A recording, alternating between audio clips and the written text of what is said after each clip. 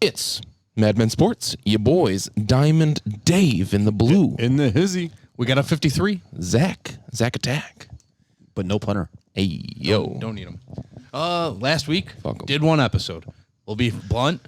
We made a punter episode about what happened that night. And we decided it wasn't our place to talk about I it. felt uncomfortable posting it. It wasn't our place to talk about it. I barely said a word on it. The Bills took care of it, and hopefully that the justice system resolves that issue. But fuck him. Fuck Matt Araiza. Yeah, we said a lot of swear words towards him. Yeah. We're glad he's gone. Fuck him. It's a real shame, and it's a little trivial how this all broke out for the Bills, but A lot of weird things. we'll let that go its own way for now. He's not our problem anymore. I'll say this. The Buffalo media did a great job and still is doing a great job investigating that. Shout out Tim Graham. Tim Graham. Hammer them until you find out an answer of what happened. Exactly. So, we've made our cuts. Big Dave, day today. how do you Got a feel about 53. cuts? We have a 53 for now. How do I feel about the cuts? I had people comment on what they don't understand why you guys do that. They find it disrespectful Well, because I have my own microphone let them. We want to really hear your answer. and I can do that with my microphone. Nothing real surprising actually. The OJ Howard came down the pipeline early this morning. Ow. I think it's the first thing I saw this morning. I hit my brush. Other than that, there was really nothing surprising. Barkley was a little bit of an upsetting news because I like Barkley. He'll be on the Other than that, practice. none of it was shocking to me, honestly. He'll be on the practice squad, which is probably good. Davis Webb might be a practice squad guy instead, actually. That's Did he something- get I don't cut think as he's well? leaving New York. Did he get cut? He did. He did, but I think they'll keep him Practice to do squad what they boy. want him to do.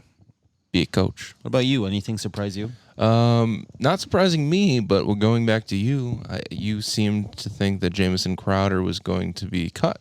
How do you feel about that? You happy he's here? Not happy he's here? I'm not surprised, but I'm not upset. I knew it was probably realistic that he was going to stay here, but I would have liked to give Hodgins a shot. I agree. Or Stevenson step up, even though he's injured and is technically still on the team, but he'll go on IR when we sign a punter. Shaq Lawson's kind of a surprise that he made it. I think he'll be an inactive guy all year. OJ Howard, I called that one after the first preseason game. I kind of said I would expect him to be gone. I'm surprised by that. I feel like That I was right. No, about OJ Howard. I feel like this kind of dates back to last week, and I guess at the end of July. I feel like Brandon Beane has had some missteps a lot lately. OJ Howard guaranteed contract, a misstep it seems now. Yeah. That seems like a knee-jerk reaction. Like, I want a tight end. I'm going to pay you a ton of money, guarantee it. You come here, play tight end. Listen, this isn't the 2016 Buffalo Bills. This is a Super Bowl caliber team with the best quarterback, top 3 quarterback in the league, number 13 on the top 100. You don't need to pay guys guaranteed money to come play here. Look at Crowder. You paid him $2 million, and now you have a stud backup slot player. I mean, Yeah. you shouldn't have to have that situation in a time where your cap is already crunched to guaranteed OJ Howard playing time, all this. It was a misstep, and then the punter thing misstep. He's had a tough week, I'd say. You put a lot of effort in trying to find a running back to add to your team. You had that snafu with Washington. Then you bring in Duke Johnson, who played very well in the preseason when given the shot. Cut him. I don't disagree with that. But it's weird that you put in a lot of effort to target a specific position. James Cook probably remedies the Yeah, running I looked back. at it as a different way. I look at that wanting to get a running back in here or Duke Johnson in here. All it did was light a fire That's under why. Zach Moss's ass. Is that it? Dave, you were big on trading Zach Moss. Do you think you see I a thought it was role? a real possibility that it could happen, and I wouldn't I have don't think hated I it. hate it. But honestly, you look around the league. There's not many teams that need running backs. Maybe one or two. dime a dozen? No one that's trading for a running Houston. back to start. That's for sure. You want Rex? Do you see a Burkhead? role on him? Role for him on this team? Absolutely. I actually think. Goal line back? I think no. Moss and Singletary are still going to be a 1-2 punch. I do think that we talked about this earlier, Zach. I think that James Cook is going to be more of a passing option and kind of take a backseat role this year. I think Zach Moss and Singletary are going to have more expanded role than last year. I think Singletary does. I think short, you probably, you don't want to save Josh Allen, but I think in like 3rd and 2s, maybe you run the ball with Moss more, kind of let him run through people. I think that they thought that they could let Singletary be what James Cook's going to be when they drafted him, and then they drafted Zach Moss to let him be what Singletary already was. I think they misread the running backs when they drafted them, and now we just have Singletary and Moss who do the same exact thing, which Singletary is maybe more elusive. PFF has him as the top 3. He's in the top 3 of the most elusive running backs in the league. Which is wild. In the phone booth, you can't tackle him. He's balanced. He runs through tackles. He makes you miss. He gets paid between the tackles. You run up, he's not gonna outrun a corner, but you go put him up the middle, he's gonna find a hole. Zach Moss, you put him through the middle, he's gonna run through a guy. Dalvin Cook's little brother, James. I was gonna say Jake. You got me fucked up. Jake Cook. I'd be cooking. James Cook, he's the guy that's gonna make you miss. He's gonna spread them out, wheel routes, swing passes, screens. James Cook is going to be what I think the secret missing ingredient to this offense's success that they haven't had last year. And I take it back to Brian Dable and Bobby Johnson. I think they got rid of 2 guys that maybe in hindsight did a lot more harm than good in terms of the offense. The good burger sauce. I still think James Cook will be RB1 by week 11. That's a fair assessment. I don't think he has never to know. be. Well, it's going to be a long, drawn question, but is our offense on paper better than last year? We lost Cole Beasley, Sanders. I'd say, yeah. But we have an older, more mature Gabe Davis. Better line. And Knox looking for Much money. better line. And McKenzie, who was here last year, but we also have Crowder to add to that, and James Cook. So are we better Yeah, on more paper? Yeah, I'd say so. All right, let me go through it. I think the line between scheme and personnel is much better this year. Well, and The line was bad at a lot of parts last year. What improved on the line? The guy we got from Tennessee? Roger Saffold, Quisenberry over Brown, and then even then is weird. Brown over another year under his belt is a better situation there. Tommy Doyle progressed throughout the year to the point where they were throwing passes to the guy in playoff games. I think the line Deion Dawkins doesn't have double COVID. True. Knock on wood. Cody Ford's gone. Thank God. Cody Ford's That gone. automatically makes this team 1,000% better. John Feliciano's gone. Darrell Williams is gone. They've upgraded without a doubt. The offensive line, the scheme, I would take Cromer 15 times over Bobby Johnson. Cromer's offense is constantly leading the league in rushing. They have a great blocking scheme. It made Bobby Hart good. Damn. He made the team today. Now, Bobby Hart, while also making the team, has started 60-something games in this league. That is experience you can't throw under the rug.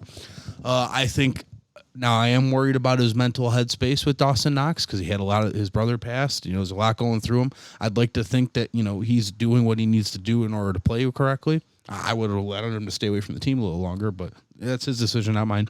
I think the tight end situation is much better this year. Now, same personnel. I think nothing's changed there. Same personnel, but I think Another year under their belts. I think Quentin Morris is better. I think Tommy Sweeney has another year of training. And then Dawson Knox, I now know what Dawson Knox is. So I can say going into the season that Dawson Knox is a better player than I thought he was last year. Do we see better stats out of Dawson Knox this year? Maybe. So you're asking, do you see more targets out of Dawson Knox? Yeah. Do we think that he's a bigger focal point in this offense? I don't think anything changes there. I think that's fine. He's goal line, and then if he gets open downfield against a safety that's a mismatch, that's your guy. I don't think his role changes in much. Now, running back. Let's think about this. Matt Breida last year. Moss, Singletary. No. But Matt Breida, J.D. McKissick, they've been looking for a guy like James Cook for over 2 years now. Got him. That is that much better that they definitely, I'm telling you that I feel it in somewhere that this guy is special. I think he is your speed back. He's the brother of Dalvin. And brothers he's the brother of Dalvin. The family thing, he's just not going to be like a huge enigma. Worse, he was a Georgia running back in a national championship team. He's going to be a playmaker. Brothers. Yes, we are. Good Yes, point. we So the drop off is possible that it could be a lot bigger than I'm older, so the drop off's with you. No, but the point is, I just don't. And that's the point. A lot of the attributes that your brothers have, you have. It's just DNA. A lot of that stuff's mental makeup. You know what that means? I'm not bald. Not yet. But I just feel like James Cook is going to be the missing piece for what this offense has been doing. I think Ken Dorsey has a better offensive mind than Brian Dable. And you guys are going to torch me for that. But look at Brian Dable before Josh Allen. Look at him now. And now he doesn't have Josh Allen. Listen, I'm fully aware that I believe that Josh Allen got Brian Dable a job. How He might very do the nice. same with I Ken think it's Dable. way too soon to How call very that. nice. Talk to me week 8. Brian I'll Dable talk might to you be an week 8. amazing coach. He might turn Danny Dimes around. Probably not, but he could. I think that answer will be answered. I think that question will be answered before week 8 of, Week of 4. what we find out. When the Brian Giants have an Dable to be. interim head coach. Yeah, and that's no disrespect for Brian Dable. No, disrespect. But think about it. He couldn't beat the Jacksonville Jaguars. He couldn't beat the Pittsburgh Steelers. He was trying to force runs in the playoff game, the best playoff game of all time, some say. He was trying to force runs. He ran it on first, second, third. I just don't think – I think he was trying to do something with this offense that wasn't available, and I think Ken Dorsey, being a coach, being a coordinator, they have Joe Brady. They have a lot of experience on the offense right now that I think that the coaching staff on the offense is better. Aaron Cromer. We still have Chad Hall. There's a lot of good things there. And then quarterback, obviously, I think our backup's better. Case Keenum better than Trubisky. And then wide receivers, I think that it's almost definitely better because Gabe Davis is going to get an opportunity. And there was times last year where Gabe Davis should have had opportunities over Emmanuel Sanders. I think Gabe Davis never connected. is I don't an get that. upgrade over Emmanuel Sanders. Yeah, I'll go as bold to say I think in 2 years Gabe Davis is as good as Diggs. I would take it. Whoa. Not going to see me fight you on that. I love it. Someone called him Salvation Army Adam Thielen. Adam Thielen had 14 touchdowns 2 years ago. I would take Gabe Davis getting Adam Thielen stats 100%. Yeah. Especially for what was he, a 5th round pick? Fourth round pick? I don't know. I can't think of it Something. now. But yeah, he was a late round pick. Wasn't third. Maybe 4th or 5th. Isaiah Hodgins was 6th. So I think it was 4th. So all that stuff's done. Tomorrow by, I think, noon we'll have a practice squad. Bills make any crazy moves by then besides a punter, you think? I don't think this team needed crazy moves. Are they to done begin with trades? Are they done with pickups? If anything, we trade away. Who? Nah. I don't know. I said if anything. So They did. They I- traded Sure, Cody Green Ford. Bay would love to get their hands on Kumaro. He's staying. He's got value to them. I'm not mad about the Hodgins thing. I completely understand it. The guy's had 3 years. He hasn't outplayed. He hasn't played his way into the starting offense. Look at it like this: if Who? you're the Isaiah 5th or 6th receiver Hodgins. on this team, Well, he's been hurt for the past 2 years. if you're the 5th or 6th receiver on this team, you got to play special teams. Didn't You're play not. his way into You're the not getting starting on the field. Play it all. You're not playing over the top 4 receivers. So if you can't play special teams, you're not making this team. Which is not a knock towards Isaiah Hodgins. We have a But very that's why good wide Kumaro receiver. versus Hodgins. Even I think Shakir's gonna be gonna have a awesome. hard time. I I'm think he's so gonna have a hard excited. time finding the field. Although Crowder could be the 5th guy. I don't know what they're doing there with 4th or 5. I don't know who's playing more, Crowder or Shakir. Hopefully Shakir. I think there are endless opportunities. Oh yeah. Leave me alone. Stop making that noise. No one can hear it. I can. You can hear it in your ears. Correct. And people forget how good I this think defense. Shakir's awesome. People forget how good this defense is going to be with Von Miller back there. Give me an over/under on Shakir's yards. You think he gets 200 yards this year? Oh God, yeah. Yeah, 200 is a really low number. 4?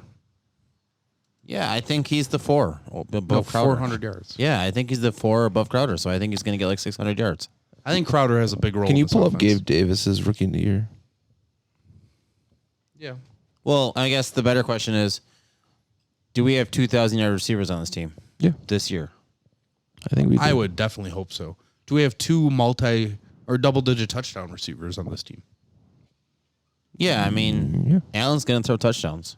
A lot of them. Give me 50 touchdowns. Does he do 40 this year? Maybe. Yeah. I don't. What did he do last year? 38. 37? Yeah, I don't know. I'll find out in 2 seconds. he'll do 40. Gabe Davis's rookie year, 35 catches, 599 yards, 7 touchdowns.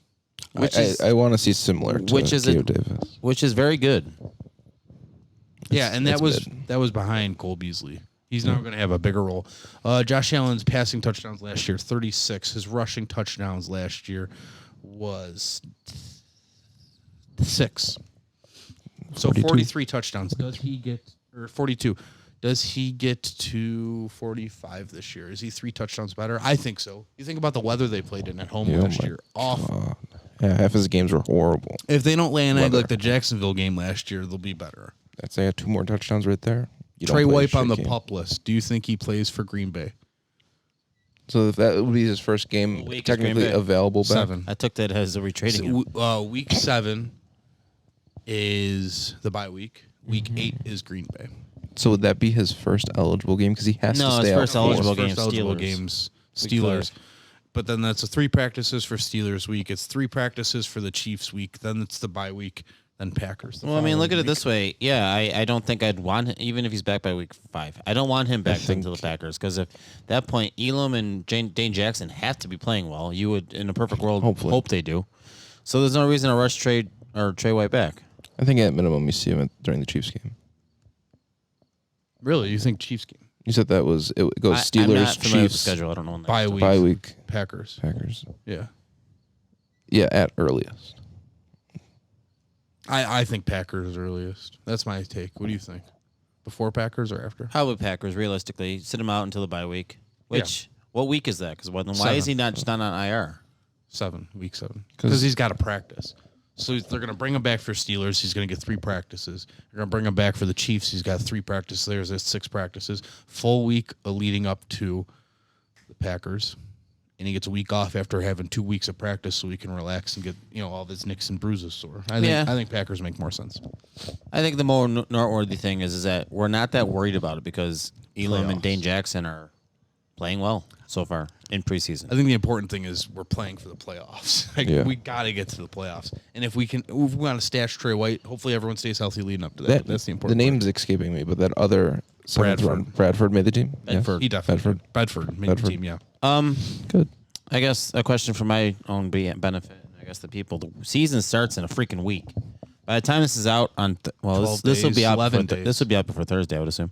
Tomorrow. And it's 7 days. So what's our schedule? We're going to have we talked about it yesterday. We're gonna have a pregame schedule on Sunday or Wednesday. We're gonna pound out your schedule right here. We just talked about it last night. Was that Twitter or Instagram? I know the fans are at home salivating, waiting to hear this. Instagram. Okay, yeah, right here. Oh, Twitter. Twitter. We have too many group chats. Too many. All right, so we are going to do this podcast today. Hey, good. We are in fact. Final 53, and then our next time we're going to talk to you is the Rams pregame. That'll be posted on the 6th. We're going to record the 5th. Which days? Can I get a day of the week? That's the 5th is Don't say Monday. Sunday. No, the 5th is Monday, Labor Day. my tummy hurts. The 6th is Tuesday, so it's going to be posted Tuesday. That way you have all day the 6th, all day the 7th, game day the 8th. You watch it twice before the game day, and you talk about how hype we're going to get you. Then we're back to Sunday, Wednesday. And then we're going to stay up after the game on the 8th, do the post game. We're going to post that on the 9th. Full weekend, back to Sunday. We're ready to roll right into the week. Then we do Sunday, pregame on Thursday. That's a Monday night game. I don't think we need to do that Sunday. Maybe Sunday is our post game normally. Yeah, so maybe we won't, but we'll talk to you before then. We'll figure it out. The big thing is our next episode's coming out the 6th, my birthday. Happy birthday in the comments. Take care and have a great rest of your day. My stomach hurts. I think I have food poisoning. Is it raining?